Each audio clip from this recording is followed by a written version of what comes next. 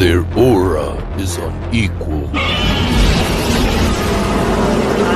Well, let's do it. Yeah, let's do it. Or whatever. And make it a little more raspy, and I follow directions. Their contents are legendary. That little sheet you see is his concept drawing. Their attitude is embraced. Tune in to one of the most up-and-rising kaiju-sized groups within our community. So go ahead and watch all of their creative content, including that of the Raw Attitude live interview, where they have special guests ranging from actors, directors, toy creators, artists, and many, many more.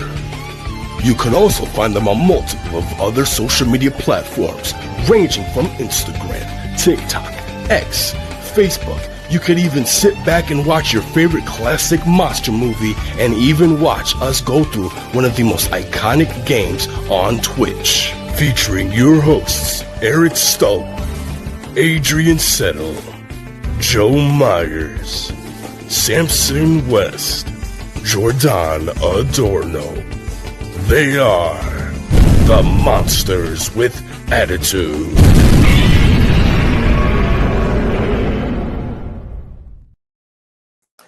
What's up, dwellers on Monster Island? Embracing nothing but attitude. This is your boy Adrian Settle here today with my brother from another mother, Joe Don. And today, Monsters Attitude is presenting another Raw Attitude interview. And before we get started, Joe Don, how are you doing today, my brother? Oh, listen, I am doing pretty good. I was excited, thought about this show all day.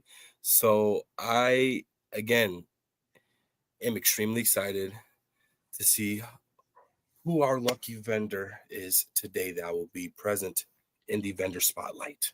Cannot wait. Absolutely. And of course, y'all know we're already on the road to G-Fest. G-Fest being less than a month away now. And I'm definitely looking forward to seeing this ugly mug next to me. But of course, today we're going to be talking to someone that we actually met last year at G-Fest. We had a pretty amazing conversation with him. Jordan actually got something from him that I'm sure at some point he'll talk about. Yes. But of course, bringing our special guest today, we're going to be talking to Mr. George Stevenson, owner of Blackhawk Models. George, how you doing today, sir? I'm doing fine. Thanks for having me, fellas. Of course. Yes, Thank you for coming on board. Glad to do it. So what's up? So of course, to get things started, we just want to, of course, break the ice a little bit. Know a little bit about how you got into Godzilla, what kept you in the fandom, and what is your favorite Godzilla movie and favorite kaiju, and non-Godzilla favorite kaiju. Okay. So as I told you before we started, my first experience with Godzilla was in the mid-1960s. My dad took me, my older brother, my sister, and my mom to see King Kong versus Godzilla at the drive-in. Wow. And that was it. that was it. I was hooked.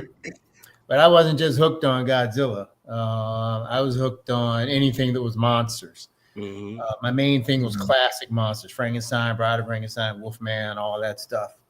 So anything related to monsters, I was on it.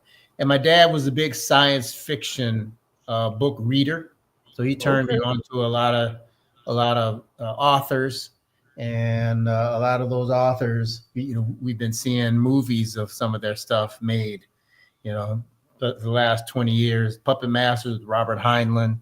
You got Foundation, the series on Apple TV, I think that, or is it Prime? One of those two. Okay. And so I've just always been, as long as I can remember, I've been into science fiction and horror and fantasy subjects. So that's how I got in. And but as far as getting into merchandise, I've been in the business of producing monster-related models since 1990. When I started my first company. My first company was a company called Geometric Design. And We were a small resin kit producing company. I had 2 partners. At the time, I was practicing law full time. One of my partners was in sales for a huge national fasteners company called Fastenal. They're one of the biggest in the country. And my other partner, his family owned Radio Flyer, the Red Wagon Company. Okay. Mm-hmm. And we went to college together down in Winona, Minnesota, and we stayed friends ever since. So one night I was hanging out with my buddy Mark, whose family owns Radio Flyer. He was not into models, but he liked the models that I did. You know, he liked how they turned out, and he just happened to come over one night, and I just gotten 2 models in the mail, and he was like, "Oh man, those are cool."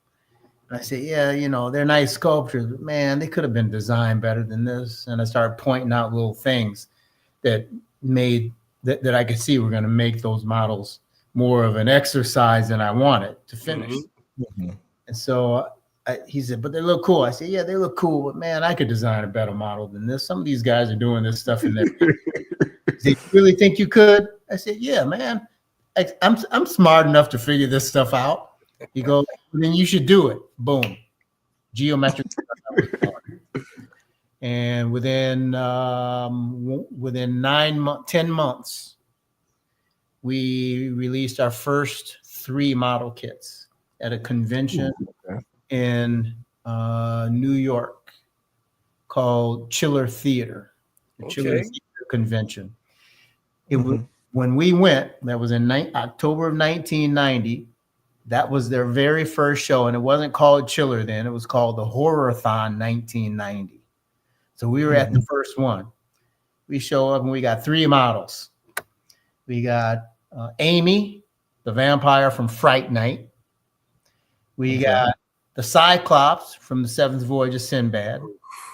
And we got the little brain spinal cord creatures from the 1950s schlock movie Fiend Without a Face.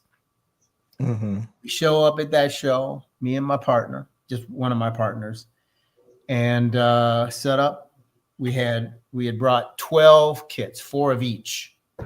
We sold out in the first 2 hours of the show. Wow. And then people were coming up to us and asking us to take orders. Now, this is 1990. There was no internet. There was no PayPal. Little guys like us didn't have credit card. You couldn't take credit card sales. Yeah, nope. Cash, or you took checks. But it was always a risk that check might bounce, or if you were buying something, that vendor may never get you your stuff. And what are you going to do? So the first day of the show ended. My partner and I went back to our hotel room, and we were exhausted. I was like, man, I don't know how well we did, but we sold a lot of stuff today. And I pulled all these bills all crumpled up in my pocket. Threw them on the bed. I was like, damn. Excuse the language. No, you're absolutely fine. My partner said, man, same here. I got all this money. I got no idea. He pulled out this huge wad of those, threw them on the bed. We looked and we started cracking up. We could not believe it. All we wanted to do was pay for our trip out there. But man, we made a whole bunch of money. And from that point on, we were off. Now, what we did that was different than other people that were producing kits, we went to the studios, the motion picture studios, and got licenses. Most of our at that time, only 1 or 2 of our competitors was doing that. And so having licenses, we had to get all of our sculptures approved. But we could advertise without having to look over our shoulder. We had box art. We had nice instruction sheets, usually with some comedy in them. And boom, we were off. And by the time, I'd say within a week of that show, I was getting calls at 1 o'clock in the morning from Japan. People who had heard about our stuff in Japan. They had seen our flyer. and we're calling to place orders. Australia, New York, the East Coast, people were calling, 10 o'clock at night. So midnight from their time, just calling all hours of the day. I get home from practice and law during the day, and my answering machine would be full from people calling to get information about our stuff. And we just took it from there, man. And we progressed, and we started doing stuff. It was a lot bigger than Fiend Without a Face and Fright Night and Seven Voyages Sinbad. Yeah. And one of the things we did,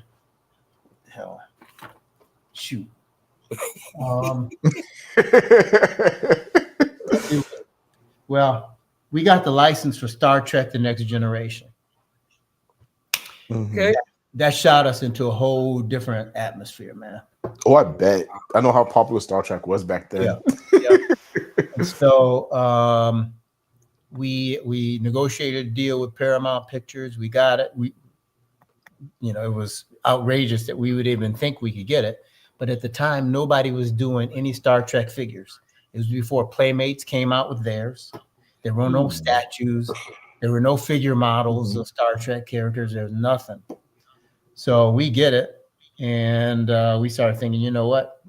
We're in over our head with this, because there's no way we can keep up with the orders we expect to get for Star Trek doing resin castings. And so we went to Japan and hooked up with what I believe is the best vinyl kit producing company in the world, Max Factory Custom Craft. And it took a while, but we finally got them to work with us and to produce our stuff. And they started producing our stuff in vinyl. Boom. We were off. Wow. And it was just killer. And then after a while, we said, hey, we want to learn how to do this ourselves in our own shop back in St. Paul. That's where we are, Minnesota. And we talked to Max, the owner of Max Factory. We had become good friends by then. We said, hey, man, look, we need you to keep producing for us, but we want to learn this ourselves and do some of our production in-house. And I said, are you willing to help? He said, absolutely, we'll help. He said, come on over, spend a week over here, and I'll take you to our shop and we'll have you pull in vinyl. We'll teach you how to do it. So I did that. Went over there a couple of times for a couple of weeks, learned how to pull vinyl. They let me videotape everything, their whole, the whole assembly line thing. It was not as high tech as people think. It was two old guys pulling stuff out of these molds. Pour vinyl in, heat it up, dumping it out, cooking them, pulling the pieces out. Came back home, talked to some of the guys that were doing molding and casting for me. It's a company called Minifex. They're a special effects company. Special effects guys are problem solvers. Basically, the client comes to them and said, look, I need this. I need it to look like this. I need it to be able to do this. And they figure out how to do it. Well, these guys at Minifex have been making silicone molds for us. I showed them the video, told them what I needed. I researched the material that we needed. And within weeks, they had made all the custom made all the equipment for us. And then we started cooking. Max Factory sent some molds over to us. We started pulling vinyl. And we were the only company to do slush molding of vinyl in the U.S. Wow. That's incredible. That started in 1995. And we even did work for our competitors. Horizon Models. They needed, because they were big. Horizon was the stuff. Yeah. They came to us. At first, they wanted our vinyl formula, and I refused to give it to them because we had some scrapes with them over licensing stuff. But I said, no, we aren't going to give you our formula. We worked on this for 2 years to get it just right. But what we will do, we'll produce your stuff for you. So they sent us their metal molds. We started producing their stuff for them. Sideshow. You know Sideshow? Yes, sir. Those guys were a resin kit company, just like Geometric was at the time. And they were interested in getting into vinyl. So, and we were buddies with them. And they came to us and said, "Hey, you know, would you guys be interested in producing this Bernie Wrightson and Frankenstein kit for us?" I said, "Yeah, we'd be interested in doing that. You know, have you got molds for them yet?" And they say, "Yeah, we got molds, and you know, we want to send them to you. And you know, right now they're pretty dirty, and you know, we're having trouble pulling them. You know, we want to see if you can help us out. Send us your molds." Molds are pretty bad. Sculpture is beautiful, beautiful. But the molds were pretty bad. There weren't very many companies in the U.S. that were doing that kind of molding. But you know, we pulled some test shots for them, and when we talked to them, you know, you got a really complicated kit. You know, it's going to be tough. If you're going to have us do it, this is how much it's going to cost you. And they're like, "Wow, that's a lot of money." So they went with somebody else. But it was really problematic. But that's how they went from that to doing action figures, horror and sci-fi related action figures, and boom, they left us in the dust. I'm still good buddies with those. Those guys are, you know, Sideshow is one of Blackheart's distributors. But you know, when you've been in the business this long, I mean, it's been 1990, 35 years. You know, with the with Geometric and Blackheart. I mean, you get to know a lot of people, you get to see a lot of stuff, and you know, but that's how we got to where we are now with Blackheart. So it's been an adventure. That was incredible. Adrian, I was just going to shoot you a message and tell you probably one of the best stories I've ever heard of the origin story of the company. That is awesome. I mean, I can't speak for Adrian, though I know that this is more of his niche, his field into model kit collecting. I never touched a kit. Have I been interested? Yes, but there was really nothing that I could have acquired on my own. That wasn't until last year when I was over at your booth and I picked up that GMK kit with the water base in the bottom. Yeah. Okay. So that was my first G-Fest experience coming back with the kit. So I know this year I'm coming back home with it because it's done. You must display it to show the fans. Who did it for you?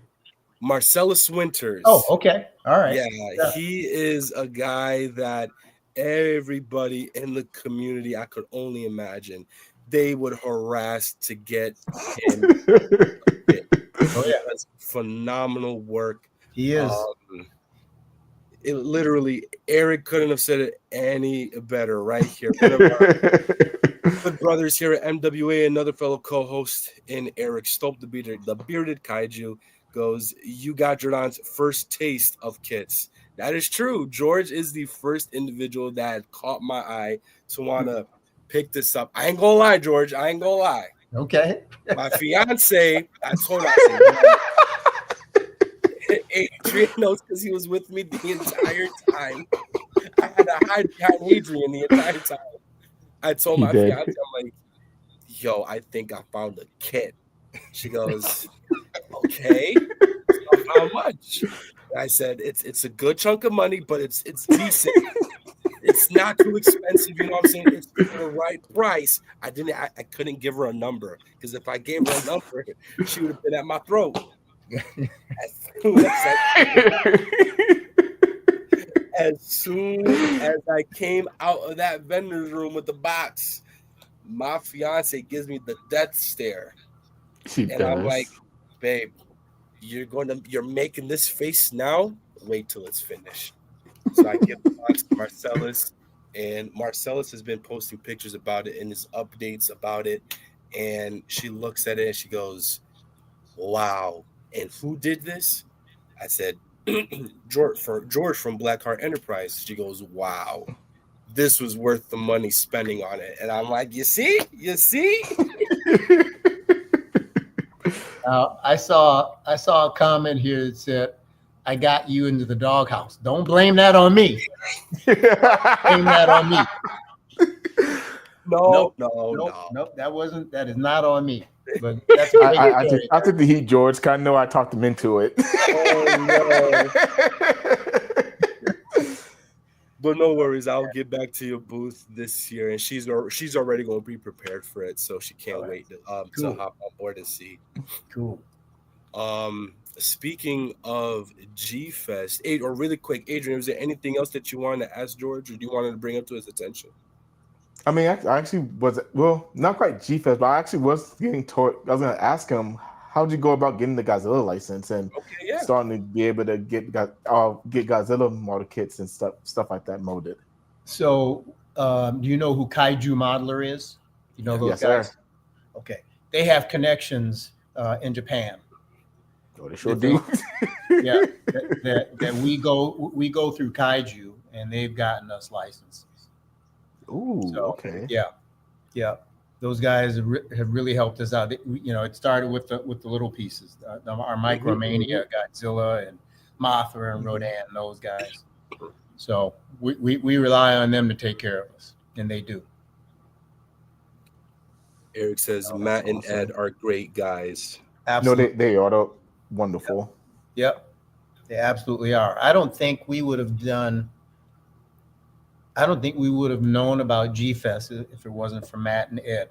Oh, wow. Okay. And the first G-Fest we did, we did an airbrushing class with this, with our GMK. Ooh. Okay. And it's not finished. He's got a lot more teeth in there. But we had, I want to say we had like 30 people take the class. Wow. And the class was like $400 something, and you got the model. You got 6 hours of instruction from experienced modelers. You got an airbrush, you got the paint, and you got a compressor. You got all that. It was about $400. Wow. Which is a good deal. And, absolutely. Yeah. But the bad thing about that was that whole weekend, other than what we sold to the airbrushing class, we only sold one model the whole weekend. Really? One. Yeah. Wow. So when it came time to do the next G-Fest, I was like, man, should we go? Because we weren't going to do we didn't do an airbrushing class the second year we went. And I was like, man, if we went there again and only sold one model, I mean, that'd be terrible. Yeah, absolutely. Yeah. But my family's from Chicago. And, okay. My mom still lives there. My siblings live there. My dad, when he was alive, he was there. And so it's a cheap trip. We drive down. It's a 6-hour drive. Stay with family. Have a good time. We'll see what happens. Well, we got all set up, man, and we had a heck of a show. And people who had walked past our table the year before came back and said, hey, I saw your stuff here last year. I want that, and I want that. And I'm like, what's going on? They're like, well, when we come to this show, we have a budget. We know what we're looking to get. And we were hoping you were going to be here again. And so I want that, and I want that. And that's how it went the whole weekend. We had a great show. We've been coming ever since. Wow. And I think that first show was in 2004 or 2005. Okay. Yeah. So it was something like that. So it was really nice. And now, I mean, we just, every G-Fest has been great. And so great that people started begging us to sell our displays. And so now, of course. So now we start getting ready 3 months in advance so we can have stuff for sale painted. So you're gonna see, you won't see this guy because that's been retired, the GMK. But the other stuff, that'll all be there. We'll have a few of each painted. Our Shin, I don't know if you've seen our large scale Shin. Yes. I think we saw it last year. It's a monster. It is. Let me tell you, if I had to do it again, I'd tell the sculptor, don't make the teeth so sharp, because the head almost fell and I caught it and the tooth went right into my finger. I mean, I was bleeding like a pig. So but it's a killer kit. It's my favorite of our Godzilla kits. Wow. So we'll have some Adrian, stuff to sell. Adrian knows I'm not a big Shin guy. Your Shin though did catch my eye. Yeah. But now that Adrian brought up that topic about how you got the Godzilla license, is there any interest? Is there any talks of you guys possibly getting licenses from other Toku properties, such as like Ultraman or maybe even Gamera? Well, I'll tell you this. And I have put this on our website a few months ago, and I've also recently put it on Facebook. That I am working at selling off parts of Blackheart. Oh, okay. So, yeah. I mean, I'm 67 years old. You know, I was when I started Geometric, I was working full time as an attorney, and Geometric was supposed to be a little hobby enterprise that would sell enough stuff that I could, you know, buy the model kits I wanted, right? Yeah. But it exploded on me, and we did so. The business became so big that my partners and we quit our jobs, and I quit practicing law for 6 years, and then started back into it part time, just doing Geometric, and then so I sold Geometric in 2003 to one of my distributors who just totally screwed it up, and then but I had to sell it because I got appointed to the bench. Jesse the Body Ventura, you know who he is? Of course. He was the governor of Minnesota, and he appointed me to the district court bench here. So I had been practicing law for 17 years. He appointed me, and in 2001, in 2003, I said, I you know, the chief judge and some of the other judges were saying, you know, what you need to do, you need to be focusing on learning to be a judge. And I was like, you're right. And so it took me a couple of years to sell it to the distributor, but that was in 2003. And then I just focused on the work and being a judge. And then in 2009, one of the guys who had sculpted for me for Geometric and one of my molding and casting partners for Geometric, you know, they started getting in my ear about, hey, you know, you miss it. You need to do some more models. And my significant other was like, yeah, you know, I know you like, you know, being a judge and all, but I never see you glow the way you glow when you talk about Geometric and making monster models. You need to get back into it. And that was in 2009. I got back into it, and that was with Blackheart. Yeah. And first year, Blackheart did pretty well, did okay. Second year, did okay. But I was like, man, this is a lot of work, and I'm not getting a whole lot of sales. You know, I'm not losing money, but I'm not making money. Let me see what I can do. Let me see what the problem is. Well, all of our stuff was big. Wall hangers, you know, as big as a human head. That was our stuff. Yeah. And I realized that a lot of people were intimidated by that. They figured I can't make something that big look real, look good.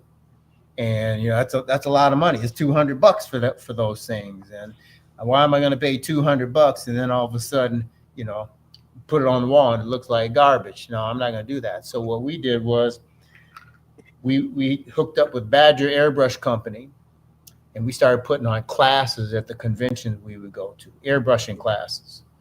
So just like we did with G-Fest with GK, you get a Blackheart wall hanger, you get a set of paint, you get an airbrush, you get a compressor, you get 6 hours of instruction from experienced modelers. We started doing that, and the first time we did it was at Wonderfest. It was at Monster Palooza out in California. And just about every person that took that class came to our booth at the convention and bought another one. And then the next year we did it at Wonderfest, and we had 30-something people in the class, and most of those people came over to our booth when the class was over and bought another one. And then word got out. It isn't that hard. Painting something that big is actually easier, especially if you use an airbrush. But even if you don't, it's easier. And once people realize that, boom, we're on another level. But then there are other things. There are things you just have to do in this business if you really want to make it. So if you indulge me for just a minute. Oh, yes, sir. Talk to anybody who's listening that might want to get into whatever business it is. You got to think about networking. Mm-hmm. So that your competition, they're not your enemy. And don't let them be your enemy. Help them out. And because maybe they'll help you out too. That you may know something about certain molding secrets, certain materials, certain sources for materials. Share that with folks, and maybe they'll share it with you too. But by sharing it with them, they're going to get better. They're going to reach people that you may never reach, maybe just because of subject matter. Let's say they do Star Wars, and you have no interest in Star Wars. But if they do some good stuff, somebody that buys that Star Wars kit may say, what else is out there? Oh, man, this company Blackheart, man, they got some kaiju stuff. Let me check them out. It's important to do that, networking. Okay.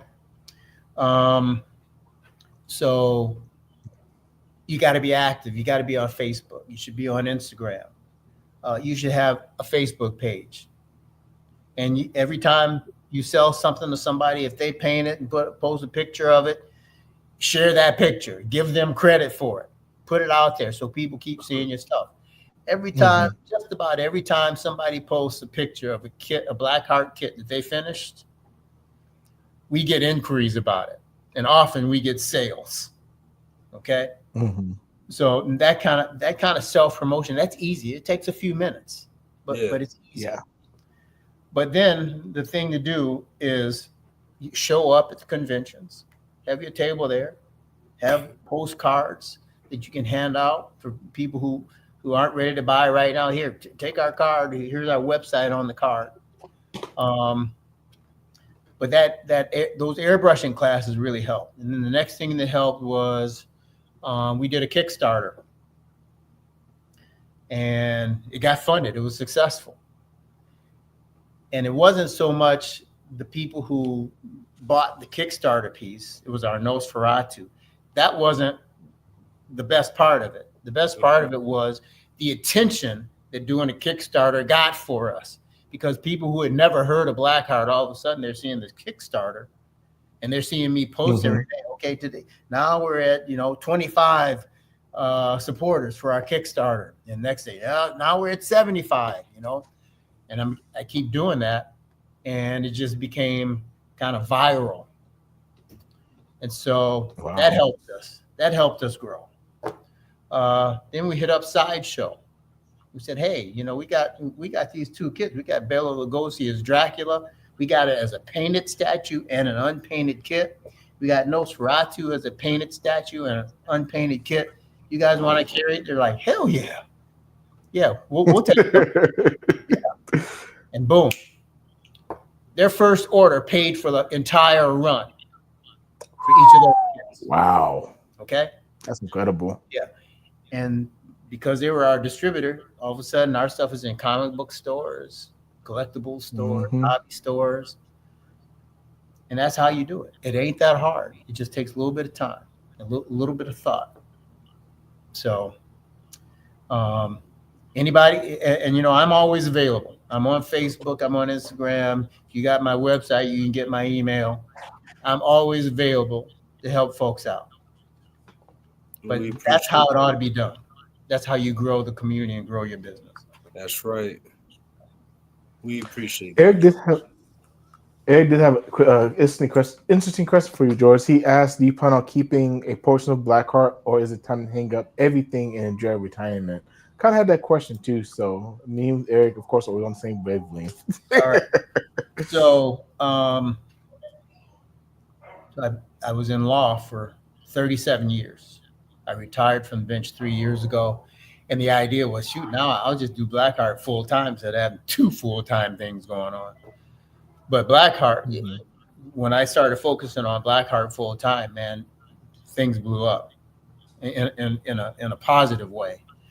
Yeah. Actually, before that, COVID. I thought, man, I'm thinking about retirement, and now we got this pandemic. I don't know if people are going to still be spending money on model kits. That's a luxury that a lot of folks aren't going to be able to afford.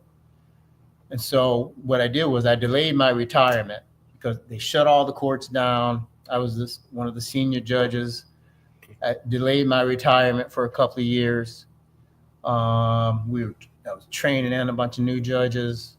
The bench had turned over so fast with old judges retiring and new judges coming in.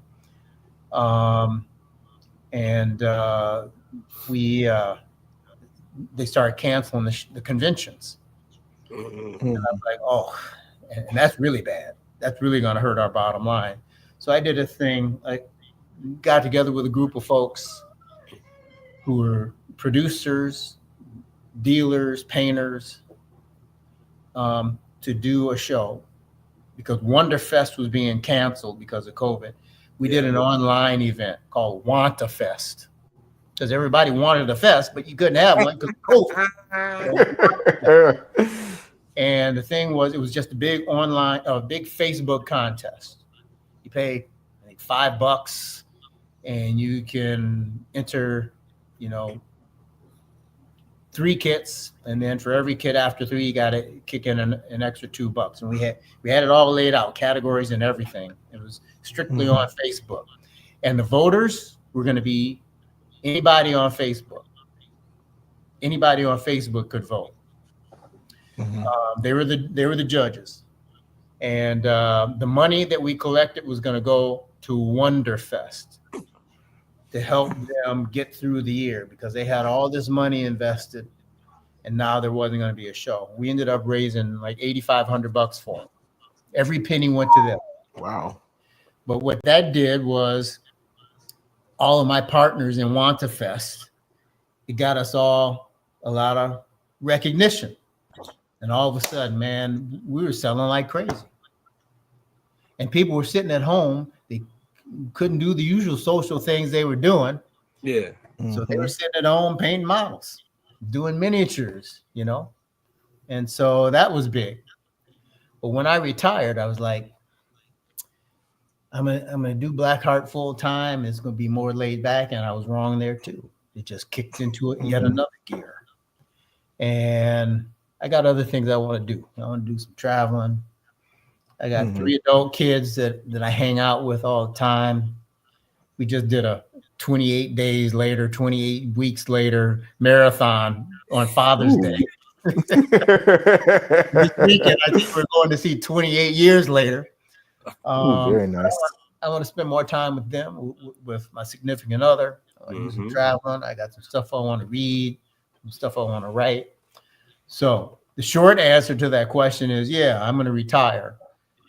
The more detailed answer to that question is there may be a couple of things that I want to do yet that I will continue to do. The Blackheart website will keep going because I sell other people's stuff too. Some of the guys that sculpt for me, some of the guys that do molding and casting for me that have their own lines. So we'll see. But I don't expect to just sell everything off and then be done. I have a few things in my pocket still that we're waiting to release. COVID backed us up on a lot of things. But we got some pretty cool stuff that we're about to release, including, can I show you this, what I'm talking to you about? Yes, sir. I was about to bring it up, actually. So in the 1990s, Geometric Design did a vinyl kit of King Kong. Geometric it was a joint venture with Max Factory, and it was sculpted by Izumi Takabe, who's an excellent sculptor. Okay, and Max Factory designed this. Geometric got the license. Max Factory took care of the sculpting and the production, the mold making, and then they sent the molds to us, and we produced the kits here in the U.S. This thing is designed like an action figure. It's posable at the head, at the shoulders, at the waist, at the wrist, at the leg, the hip, at the feet. Okay.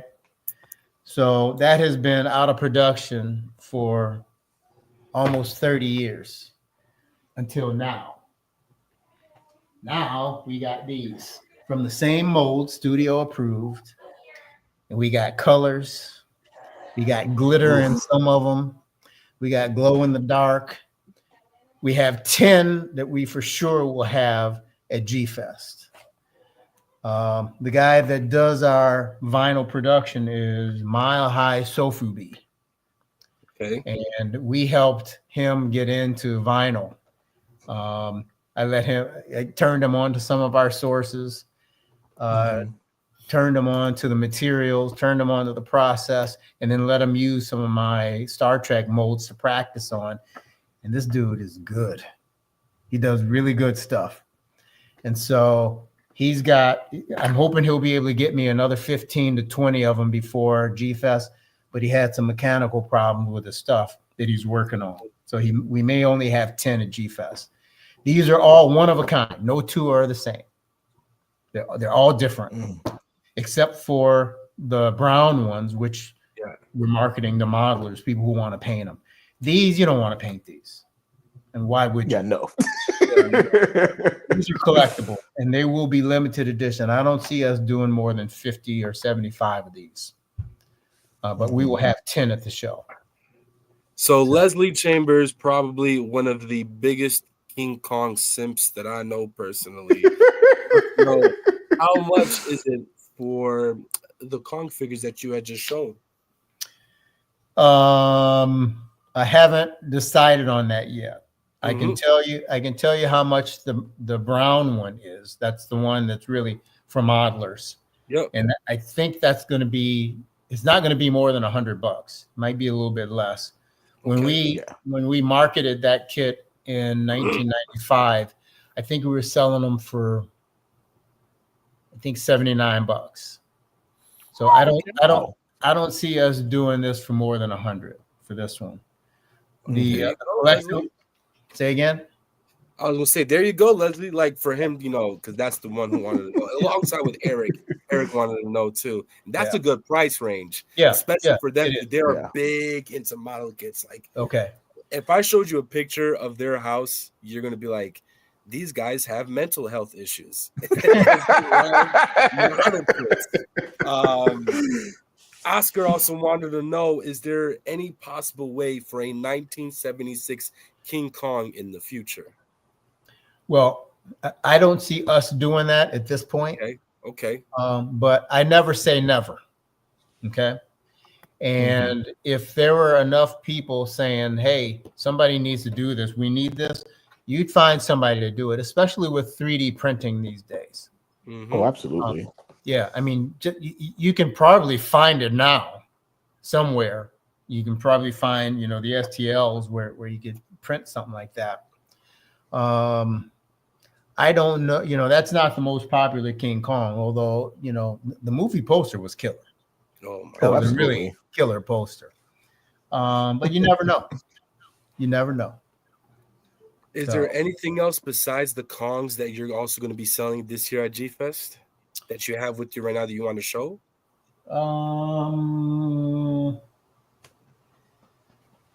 Well, it's not kaiju. I don't have anything else kaiju related. That's fine. Yeah, we would like to see what you got just overall in general. Okay. So this is something that I've been sitting on. Let me get ethnic with you for a minute. All right. So Blackheart is really the only black-owned company in the hobby that I know of. And that's true. And it's important to me to have representation. Oh, amen. Black characters. Yeah. A lot of people seem to think that they won't sell. And so we try to do that. And this is one that we're working on.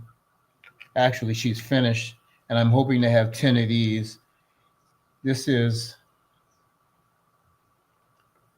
Tina Turner from Mad Max Beyond Thunderdome. Now, You don't have her whole outfit on here. I thought I had it in this box, but I don't. But she's got the chainmail suit, and she's also got her wrist rocket that she's pointing. Okay, and this is about 1/6 scale. She stands on this base, and I'm pretty excited about having her. That's awesome. So we'll have about 10 of these. We have Danny Glover from Predator 2. Give me a sec. Give me 1 sec. Whoa. I love me some Predator. It's funny. I just finished watching Killer of Killers on Hulu. Oh yeah. And wasn't that good? Oh my God. It was. I need to watch it. I'm gonna watch it tonight, I think. It was amazing. Well worth the watch. Well worth the watch. So we have this available. I haven't finished painting this one, but that's our arrogant. That's awesome. From Predator 2. Yeah. That's awesome. He's 1/6 scale, and he complements. I don't know if you guys have seen our Predator. Have you seen our Predator? Oh shoot! All right. Oh man. You know, I wish I could carry this over there to my shelf, but I'm gonna show you. I'm gonna blow your mind. Hold on a minute. Okay. Oh, here we go. Here we go. We've been talking a lot about Predator lately too, regarding the movie. We really have. The new Sofubi from Mondo. Was it Mondo that's making a new Sofubi, right? Yep. And now, where's Samson? That's the Queen Alien. Oof. This is our small version of her. That's big small version is twice the size. Yeah. She comes on the base. I had to dismantle her in order to transport her to and from the last convention, but you know, it's a killer piece. Wow. Yeah, that's our queen. All right, but the Predator, we have 2 Predators. One is the Blackheart Predator. One is the resurrection of the geometric design Predator. So hold on. Yes, sir. Oh man, I cannot wait. Michelle, you want to come get your mans? She knows. You know what's funny? She never watched any of the Predator movies until this past Halloween. I sat down with her. I was like, "Hey, you want to watch some good stuff?" Oh, George, don't do that to me now, good sir. Okay. So you can make 2 heads from the one kit. I mean, 2 different figures. Because the head is turned differently, so it looks like 2 completely different Predators. The only difference is this one has this helmet and the hardware. That one is after he's dropped all the hardware. This is the vinyl kit. The geometric design produced back in 1995. See, I still have all the metal molds for that. Oh my God. Yeah. And so I just got my guy at Mile High Sofubi to cast up a whole bunch of these. So we're going to have that. We'll have these at G Fest. All right. Oh. So this is the geometric Predator.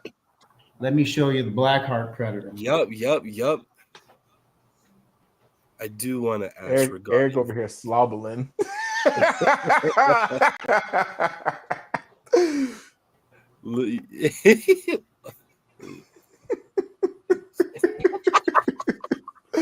For real, dude. Oh, what you seen in person, Oscar? When did you see it in person?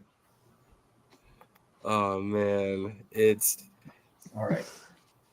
So here's the Blackheart Predator. It's a bust. It's the elder, just as he's about to toss Danny Glover the pistol. Yep. Oh my God. I still got a little bit of work to do on him, but he's about 1/4 scale. So probably about, with the base, he's probably about 8, maybe 8 or 10 inches tall with the base. Wow. Wow, that's awesome. So that's that one. And I don't know, we might have a couple other surprises at the show. George, Ooh. really quick, one of our moderators, Oscar, this is going to be his first G-Fest experience. Okay. He wanted to know how much would it be for that MonsterVerse Godzilla bus, the legendary Godzilla. That's right next to GMK. Yep. This guy? 2014? Yes, Yes, that guy. You talking about unpainted or painted? I would assume maybe Oscar. unpainted for Oscar, because there are people that Oscar is eyeing. I see that Leslie is shouting out Greg Betters. Oh my goodness, Oscar. He's so picky. He's not even picky. He's greedy. He's curious Yeah, he regarding wants both both. prices. Okay. Being painted and unpainted. Well, I tell you what, I need to think about the price for the painted one. I can't remember how much. That one we didn't paint. I had another guy paint it because we were too busy painting other stuff. I got to remember how much.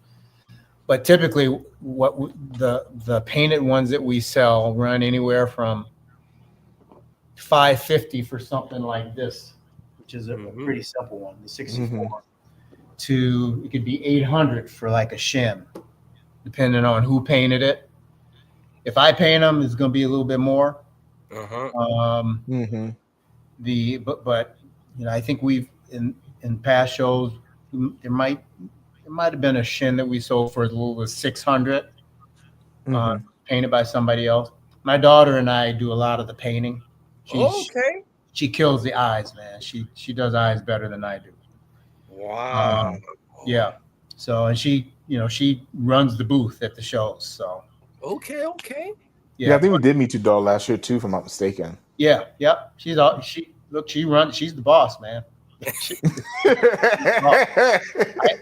Honestly, I couldn't do it without her. She works her butt off, and this and she's got 3 other jobs: a full-time job with the state of Minnesota. And she's a gymnastics coach and cheerleading coach, and then she does Blackheart, and she does commissions for people. So she's a hustler.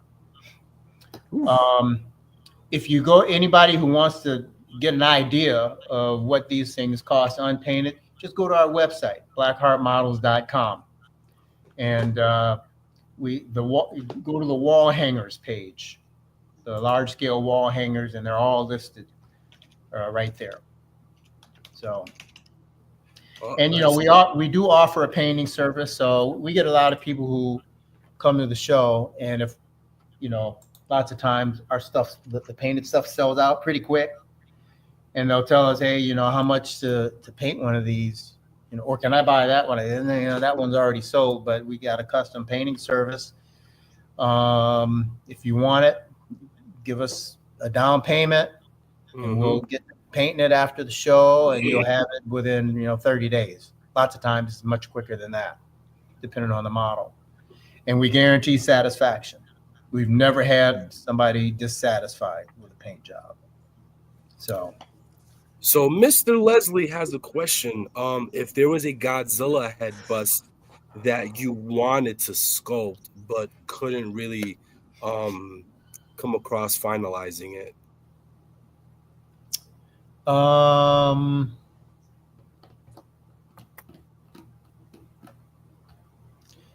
don't know about Godzilla, because the ones I like the most we've done. Okay. But I'd love to have a large scale Biollante. Yeah. That'd be beautiful. or a Ghidra. Now, last year in one of the rooms down in the basement, they had these really big ones. Yes. I saw those, man. I was like, oh my God, that's it right there. I'd love to have something like that. They were beautiful, just beautiful. Made me jealous.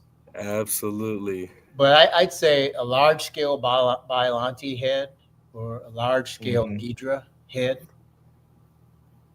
Those would be my 2 choices. Those would be gorgeous. Oscar, I look forward to meeting you too. So, fun fact about that large Godzilla that was downstairs in the model kit room, that actually belongs to this individual right here in the chat. Yep. Seriously? Yes. He's the owner. Listen, we're trying to come up with a game plan to just show up to his house and take it from him because we don't think he deserves it. That sounds well. Let's do it the easy way. Let's convince him to bring it to G Fest, and then one of us will hit him over the head and take it, and we can settle up who gets it. Oh, poor Eric. He's gonna have a rough G Fest this year. I tell you that. But no, it is a beautiful kit, and again, that was done by none other than Marcellus Winters. So the man did a phenomenal job with it. Yeah, everything he does is good. Same with Absolutely. Greg. Greg Betters is another. Yep, Just phenomenal absolutely. painters. Yep. Yeah. Agent, was there anything else you wanted to ask? I had another question. I freaking lost it. God dang it. I had it. I lost it. I've been like, wait a minute, what was I about to say? But I lost it. It's gone. It's gone. I don't know how many young people watch this show, but you know, every year we do the make and take at G Fest, and it's a program that they have on Saturday. I think it's Saturday afternoon. The first they do two classes, one at like 11 or 11:30, and the other one is 2.5 hours later. And for a minimal amount, I think it's less than $30, you can get one of Blackheart's Micromania kaiju pieces. And there are experienced painters that will sit with kids or adults and help them finish the piece. Ooh. So they walk out of there with a finished model that's theirs. And a lot of parents do it. They always sell out. So I'd say get there early. I think they're going to have 5 different ones: Kong, the 64 Godzilla, I think Mothra, Rodan, and Minya. Mm-hmm. And there may be another one thrown in there too, but there are at least 5. And if they do sell out and there's time, folks can come up to our table and we'll give them a discount so they can get one of those and run back down and get it painted. But it's a really good time for the kids. Gives kids something to do while their parents are walking around, spending real money. So, so I hope people will patronize that. It's really put together well and a really good time for everybody. Absolutely. Well, I actually remember my question now. So there's like Jordan mentioned earlier, before last year, he's never had a kit before, and we have quite a bit of people in the community who are kind of terrified of getting model kits. What's something that you can kind of reassure them when it comes to getting to the model kit collecting? Okay, so my daughter and I have a saying: there's no mistake that you can make with paint that can't be fixed by a little more paint. Okay, so start with something easy, and but something good, something that is well engineered. And our Micromania pieces, for instance, most of those sell for $40 or less. Mm-hmm. And you can hardly go wrong with that. And they're really nicely detailed. It wouldn't take much to make it look good. And if you do it and it doesn't look that good, you can always get that paint off or paint over it until you get it to where you want to get it.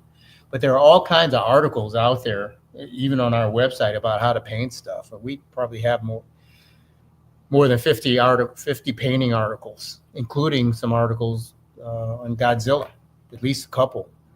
So I'd say that. There are a lot of groups on Facebook, kaiju groups, and then just plain old model groups, busts groups, and people who are members of those groups. They're very happy to help with tips. They're glad to give you honest critiques of your work, and we do it all the time. And we have people all the time sending us photos. What do you think? And we always post photos in our website gallery. Anybody who sends us photos of our stuff painted, we post it on our website. But a lot of people ask us, so what do you think? This is a challenge that I had when I was painting this. What would you suggest? And we're happy to give them the time and tell them, okay, you can do this. Why don't you do that? Here's a technique that you can use. So, but the main thing is having fun with it and practicing. And you don't have to spend a whole lot of money. There are some really good kits that are not so expensive. This stuff here, I mean, this is getting kind of spendy. You're talking about $200 and up for these. Yeah. But like I said, our Micromania Kaiju stuff, those things, most of those $30-$35. So I'd say start there. And I'm sure there are a whole bunch of other producers and dealers at G-Fest that sell stuff, in that price range. Start there. Well said, George. Thank you so much. Yep. My pleasure. Leslie mentioned, that's why George is a shining example why our hobby in fandom is the absolute best in the world. People like George is a great reminder that goodness still exists in this world. Thank you, George. Thank you, Leslie. And thank you, fellas, for having me on. It's a good time. Of course, man. Of course. Listen, Leslie out here harassing me, talking about just getting a damn kit. I already got my kit. I'm just going to drive to G-Fest and pick it up from Marcellus. And I picked one up from George. All right. All right. I want you to pick one up that you'll paint. And I got one in mind. I'm going to talk you into it. Uh-oh. Okay? I'm going to talk you into it. And you're going to be glad. Okay? I will not steer you up. We'll be in the talks. Okay. Adrian knows that's my thing is art. I love drawing. I love doing anything artsy and stuff like that. So maybe this could be a new field I could probably hop into. Who knows? Who knows? If you can do that stuff you were just talking about, you can do this. You can do that. They are not hard. All right? I'm gonna have to take that to heavy consideration. Thank you, George. Good. Good. All right, fellas. Any other questions? Anything else? So I do got one more question for you, George. Besides, well, because I know we've been asking all of our guests, do you know where you're sitting at in G-Fest? Do you know we all set up yet? I guess you haven't put the list out yet. But are you after G-Fest? You have any other conventions that you're going to? I believe you did mention earlier that you did go to Wonderfest in May, but the rest of you, are there any other conventions that you're going to be at? Not this year. We just last year we did 3 conventions in 7 weeks, and it killed us. I mean, it took me 4 months to recover. Seriously, it just wore us out. And we decided, let's just stick with the big 2, which is Wonderfest in May and then G-Fest in July. And so, I honestly don't see us doing anything else. But like I said before, I never say never, but I doubt it. I doubt it. I'm sure there's one that Jordan might try and talk you into. Oh, yeah. Listen, if George only wants to do 2, he could do 2. I'm gonna see him in one of them. I might see him in both of them. Who knows? All right. But Adrian, you guys should come to Wonderfest. I urge everybody who's into G-Fest, come to Wonderfest. There's Godzilla stuff there too, but it's more broad than that. It's horror, science fiction, fantasy, and it's like Mecca for models. And when I say Mecca for models, I mean it. You should see it. It's unbelievable. Last year they had, I want to say they had like 1,500 models in their model contest. Good God. Yeah. And the quality off the hook. Yeah. So, and the dealer's room is the centerpiece for it. I mean, it's just fun, man. It's such a nice community of folks. So I'd highly recommend checking it out. It's in Louisville, Kentucky, the weekend before Memorial Day next year. So I'd like the 24th or 25th, something like that. It's a 2-day show. Okay. All right. But I look forward to seeing you. I look forward to seeing you brothers at G Fest in Likewise, 3 man. weeks. Sir. I know, right around the corner. Adrian, Yeah. you want Well, to it's gonna close us come off, quick. brother?